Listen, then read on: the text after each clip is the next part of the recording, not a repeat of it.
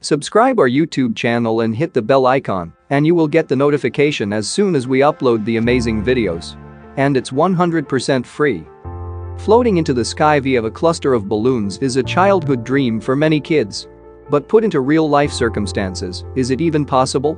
The idea was put back into many people's minds when the popular movie Up was released, and the main character floated his house with hundreds of balloons. Is any of this even possible? There's a science to everything, even balloons.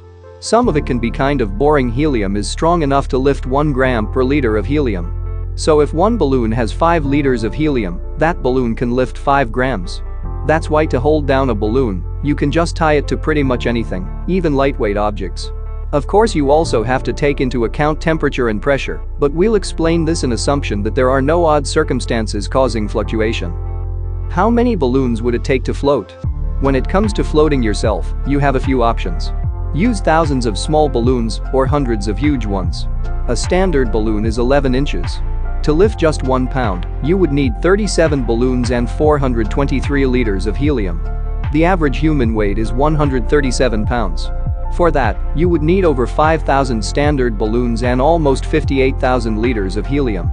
If you used a jumbo balloon measuring 36 inches, you would only need 145 balloons, but still the same amount of helium.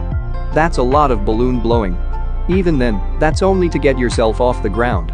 If you wanted some serious air, you would need even more balloons. A successful attempt at flying with balloons. There are a few people in the world who have successfully flown by use of balloons. The most notable was Tom Morgan in 2011. It had been his dream to do something involving balloons, and that dream eventually came true. Tom and his team encountered a few obstacles, including good weather, preventing the balloons from popping, and helium supply. Tom attempted this feat 3 times in Botswana, but it failed each time.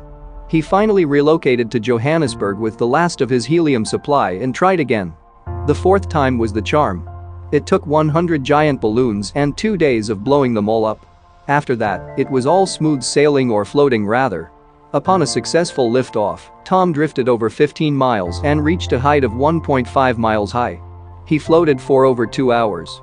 As he got closer to the atmosphere, things started to become uncertain. The temperature was rising, which could cause the balloons to pop.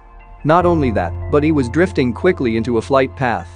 Although nervous, Tom kept his cool and slowly had to cut balloons away in order to drift safely back to Earth.